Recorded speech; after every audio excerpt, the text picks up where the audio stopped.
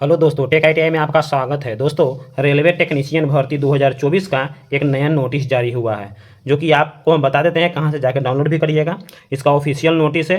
ये रेलवे छात्रों के सभी समस्याओं को दूर किया गया है। जिन्होंने अभी तक टेक्नीशियन का फॉर्म नहीं भरा है वो जरूर देख लें, और जो भर भी चुके हैं वो भी एक बार देख लें, ताकि अगर उनके कुछ क्वेश्चन हैं उनको FAQ नोटिस है। इसमें सारे आपके क्वेश्चन को यहाँ पर क्लियरेंस किया गया है कि आपकी क्या प्रॉब्लम है और उसका क्या प्रॉब्लम का उसका सोल्यूशन क्या है। तो चलिए इस वीडियो को शुरू करते हैं। शुरू करने से पहले अगर आप मेरे चैनल पर पहली बार विजिट करें तो चैनल को सब्सक्राइब कर दें, साथ में बेल आइकन दबा दें, ताकि आपको यहाँ से लेटेस्ट अपडेट मिलता रहे। और साथ साथ मेरे टेलीग्राम चैनल को भी ज्वाइन कर लें, ताकि वहाँ से भी आपको अपडेट मिलता रहे। तो चलिए वीडियो को शुरू करते हैं। वीडियो लास्ट तक जरूर वॉच करिएगा।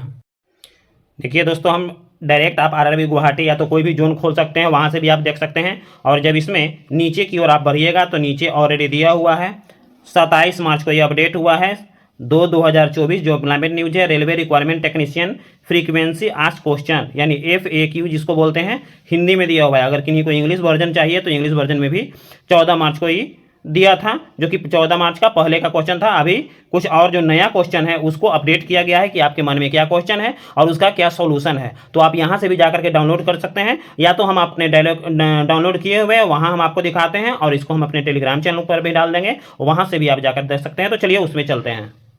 देखिए दोस्तों, ये डाउनलोड करने पे केंद्रीयकृत रोजगार सूचना 2024 प्रायः पूछे जाने वाले सवाल, यानी कुछ बच्चों के जो सवाल पूछे गए थे उनका ये आंसर बताया गया है। सबसे पहला क्या है, केंद्रीकृत रोजगार संख्या इतना के आवेदन करने की प्रारंभिक तिथि क्या है, जो कि ऑलरेडी सभी को पता है 9-3-4। उसका अंतिम तिथि क्या है, जो कि 8-4 यानी 8 अप्रैल तक लास्ट डेट है। अब देखिए उसकी आगे की बातें, जो कि सारे लोगों को दिक्कत होता है। अगला है आवेदन फॉर्म में संशोधन किए जाने की तिथि क्या है। तो आवेदन फॉर्म में संशोधन जैसे ही 8 तारीख को एग्जाम खत्म होगा उसके बाद 9 से लेकर के 18 तक आपको संशोधन करना है। उम्मीदवार को क्रिएट एन अकाउंट फॉर्म भरे हैं गए विवरण जो है उनमें जो आईडी और मोबाइल नंबर जो पासवर्ड था उसी से होगा, और आपको उसको मॉडिफाई कर सकते हैं, लेकिन आपको 250 रुपया संशोधन शुल्क देना पड़ेगा, तब जाकर के आप सोल्यूशन कर सकते हैं। अगला क्वेश्चन है, मेरा अंतिम परिणाम 8 अप्रैल 2024 के बाद संभावित होगा, तो क्या मैं आवेदन कर सकता हूं? नहीं। यानी कहने का मतलब है कि आपका रिजल्ट 8 अप्रैल से पहले आ जाना चाहिए, तभी आप इस फॉर्म को भर सकते हैं, अन्यथा आप नहीं भर सकते हैं। क्रिएट एंड अकाउंट हेतु आवश्यकताएं क्या है, क्या क्या चाहिए? तो आपको एक मोबाइल नंबर चाहिए और एक विद्यमान ईमेल आईडी चाहिए, यानी ईमेल आईडी और मोबाइल नंबर से आप इसको कर सकते हैं। अगला है प्रश्न, मैंने केंद्रीयकृत रोजगार सूचना इतना में अकाउंट बनाया और मुझे केंद्रीयकृत रोजगार सूचना इतना के लिए एक और अकाउंट बनाना चाहिए। यानी कहने का मतलब है 1 2024 के लिए अकाउंट बनाया था और 2 2024 के लिए एक और अकाउंट बनाना चाहिए। नहीं, ऐसे उम्मीदवार जिन्होंने सहायक लोको पायलट के लिए आवेदन फॉर्म भरने के दौरान एक अकाउंट बना लिया है, उन्हें फिर से अकाउंट बनाने की आवश्यकता नहीं है। उन्हें केंद्रीयकृत इसमें भी यानी 2 2024 में भी उसी यूजर नेम और पासवर्ड करके लॉगिन करना चाहिए। यानी उसी से भी आप एक ही जो आप यूजर आईडी पासवर्ड है उसी से जो ड्राइवर भरे हैं उसी से आप इसको भी भर सकते हैं। उसके बाद है अगला प्रश्न है कि ये क्रिएट एन अकाउंट बनाने की प्रक्रिया क्या है। सबसे पहले अप्लाई बॉटम पे जाना है, फिर क्रिएट एन अकाउंट को चूज करना है। उम्मीदवार अपना मोबाइल नंबर और ईमेल आईडी से पूछे गए अन्य सभी विवरणों को दर्ज करना है। उम्मीदवार के मोबाइल नंबर और ईमेल आईडी पर OTP जाएगा और उसी के अनुसार उनको जमा करना है और उनका एक अकाउंट बन जाएगा। नेक्स्ट क्वेश्चन है कि क्या मैं क्रिएट एन अकाउंट विवरण में संशोधन यानी एडिट कर सकता हूं? एक बार खाता बनने के बाद आप उसमें कोई भी संशोधन नहीं कर सकते हैं। अगला क्या है, अगला प्रश्न है क्रिएट एन अकाउंट के बाद अगली क्या होगा। तो उसके बाद होम पेज पे जाना है, अप्लाई टैब पे जाना है, डाउन मेनू में जाके ऑलरेडी हैव एन अकाउंट पे जाना है और उसके बाद आपको अपने फॉर्म को भर देना है। भरने के बाद आपको पंजीकरण संख्या का आवेदन प्रिंट आउट आपको मिल जाएगा। उसके बाद क्या अकाउंट बनाने और आवेदन भरने के लिए मोबाइल का उपयोग कर सकते हैं? एप्लीकेशन मॉड्यूल में कुछ फीचर ठीक नहीं है, अतः आप डेस्कटॉप या लैपटॉप का उपयोग करें। कहने का मतलब अकाउंट बनाने के लिए आप डेस्कटॉप या लैपटॉप का उपयोग करें। जब रजिस्ट्रेशन कर लीजिएगा तो उसका सेकेंड पार्ट आप मोबाइल से भी डेस्कटॉप मोड करके भर सकते हैं, लेकिन आप रजिस्ट्रेशन करने में उनको दिक्कत होगा। अगला क्वेश्चन है लॉगिन करने की प्रक्रिया क्या है। पंजीकृत मोबाइल नंबर अथवा ईमेल आईडी एंटर करने के बाद पासवर्ड और कैप्चा दर्ज करेंगे, सबमिट करेंगे, आपका लॉगिन हो जाएगा। अगला क्वेश्चन है ये केंद्रीकृत रोजगार सूचना 2 2024 में कितने वेतनरत रहे हैं। तो इसमें वेतनरत 2 है, एक स्तर 5 है और एक स्तर 2 है। क्या मैं दोनों वेतन स्तरों के लिए कॉमन आवेदन कर सकता हूं? नहीं। आपको अगर 2 गो है, 5 और 2 है, तो अलग अलग के लिए आपको अलग अलग करना है आवेदन। क्या मैं टेक्नीशियन सिग्नल 1 और सिग्नल 3 पदों के लिए एक ही आवेदन कर सकता हूं? नहीं। अगर आपको सिग्नल ग्रेड 1 और सिग्नल ग्रेड 2 के 3 के लिए अगर आपको अप्लाई करना है तो आपको अलग अलग आपको क्या करना पड़ेगा, आवेदन करना पड़ेगा। क्या मैं अलग अलग वेतन स्तरों के लिए अलग अलग आरआरबी आवेदन कर सकता हूँ? जी हाँ, आप कर सकते हैं। जैसे ग्रेड 1 के लिए आप भर रहे हैं तो मुंबई जोन चूज कर लीजिए, by the way suppose date. और ग्रेड 3 के लिए भर रहे हैं तो गुवाहाटी चूज कर रहे हैं, तो आप कोई भी चूज कर सकते हैं। अलग अलग के लिए अलग अलग करेंगे।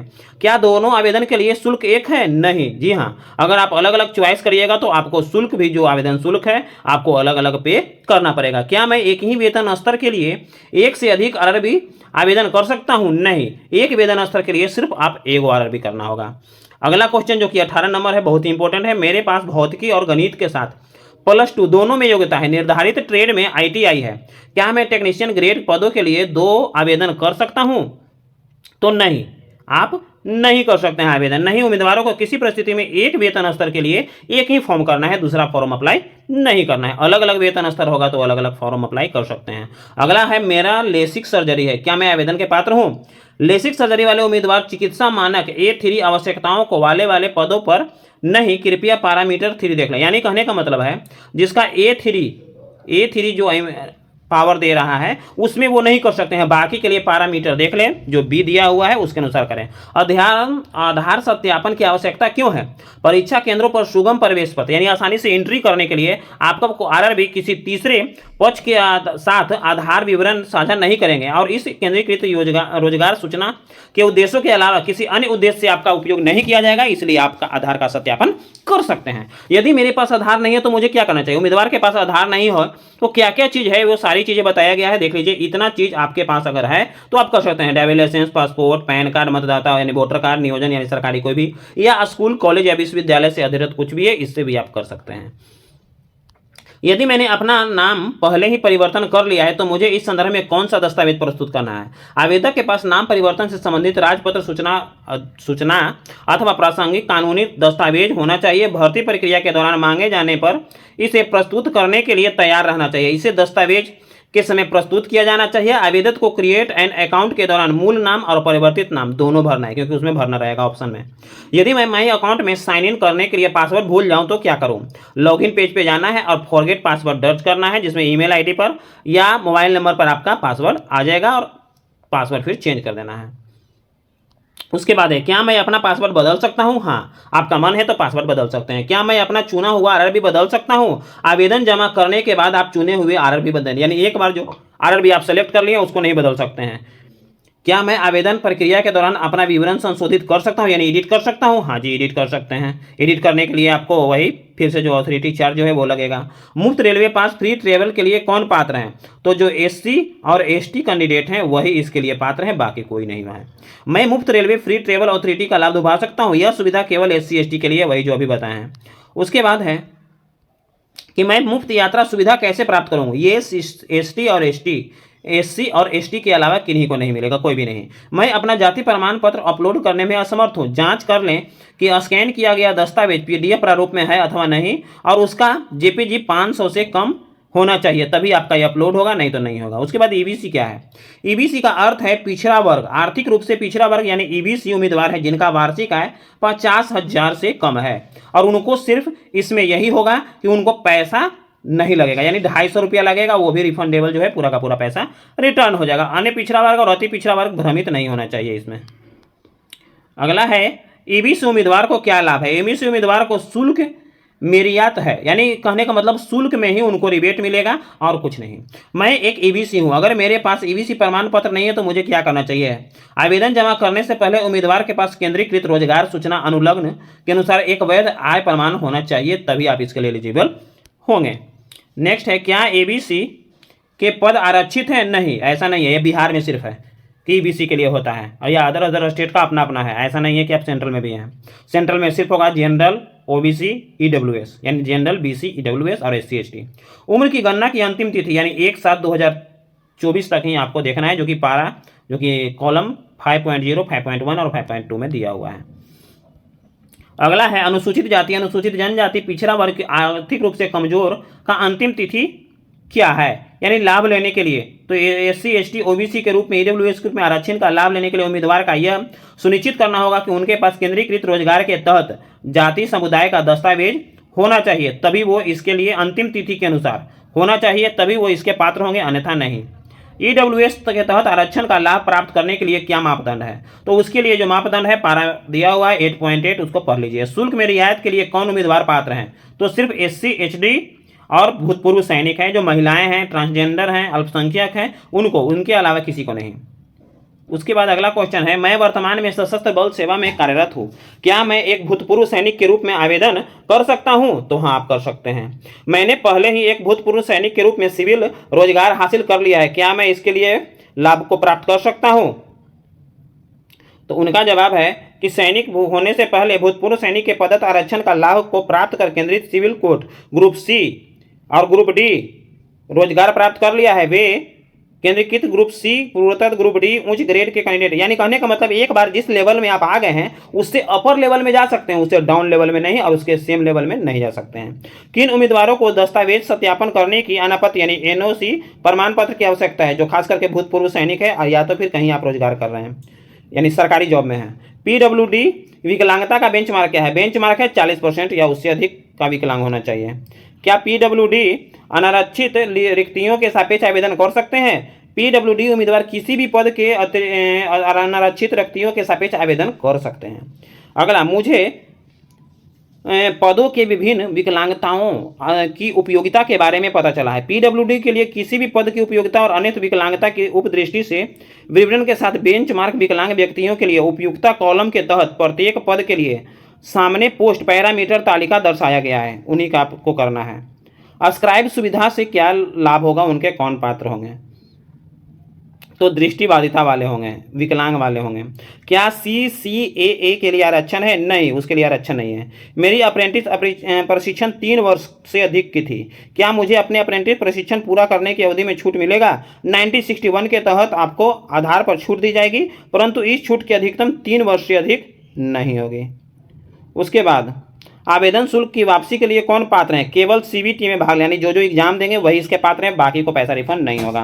क्या मुझे आरबी रिफंड पॉलिसी बताएं? रिफंड पॉलिसी यही है कि आपको एक बार जब एग्जाम दीजिएगा, जब एग्जाम में अपियर हो जाइएगा तो आप पैसों की वापसी होगा, नहीं तो नहीं होगा। आवेदन करने के बाद मुझे वेबसाइट पर केवल मैट्रिक का ही रिजल्ट प्रदर्शित होता है, मैं अपने अन्य शैक्षणिक योग्यताएं कैसे जोड़ूंगी?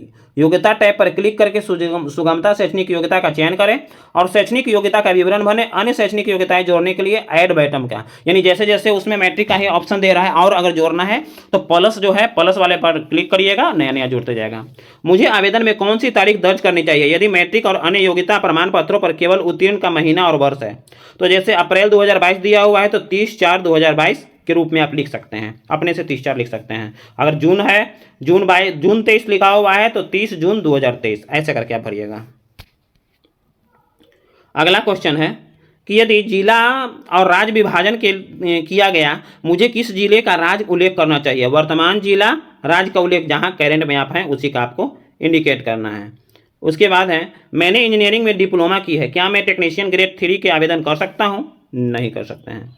अगला क्वेश्चन, मैंने NTC और NAC किया है, क्या मैं टेक्नीशियन पद के लिए दोनों के लिए शैक्षणिक को जोड़ सकता हूं? हाँ, आप जोड़ सकते हैं।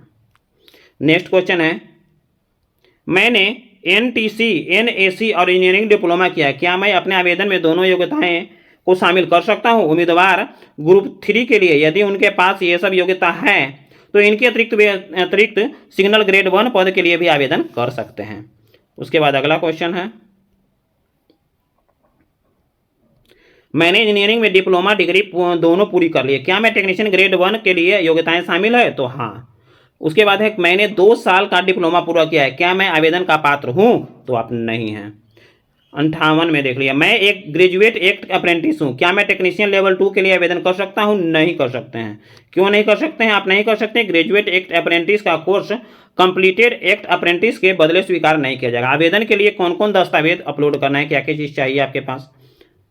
सभी उम्मीदवारों को उसके अनुसार स्कैन कॉपी, यानी कहने का मतलब SC ST के लिए जाति प्रमाण पत्र चाहिए, अब बाकी का जो OBC का है उनका जाति चाहिए, P और EWS के लिए है इसका चाहिए।